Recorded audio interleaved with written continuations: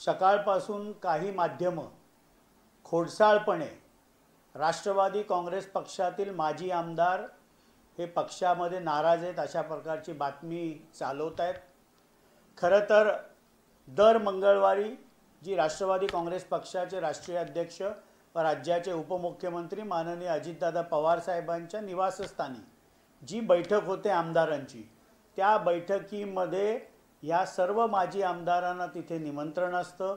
त्यांच्या विधानसभेमध्ये असलेल्या प्रश्नांवर माननीय अजितदादा पवार साहेब मार्गदर्शन करतात आणि जी 4-5 नावं सकाळपासून चाललेत त्यातले माजी आमदार सुनील टिंगरे यांना पुणे शहराच्या अध्यक्षपदाची जबाबदारी देण्यात आली। अतुल बेनके तर काल मंत्रालयामध्ये माननीय अजितदादांच्या भेटीलाच एक शिष्टमंडळ घेऊन होते। देवेंद्र भुयार ज्यांचं नाव घेतलं गेलं हे अमरावतीवरनं एक शिष्टमंडळ घेऊन आले होते।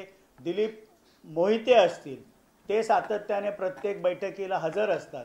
पण काही माध्यमांना सवयच आहे की राष्ट्रवादी काँग्रेस पक्षामध्ये काय चाललंय हे दुर्बीण घेऊन एवढं बघत असतात की कुठे ना कुठेतरी काहीतरी TRP वाढेल अशा प्रकारची बातमी शोधणं हा काही माध्यमांचा सकाळपासून उठून धंदा झालेला।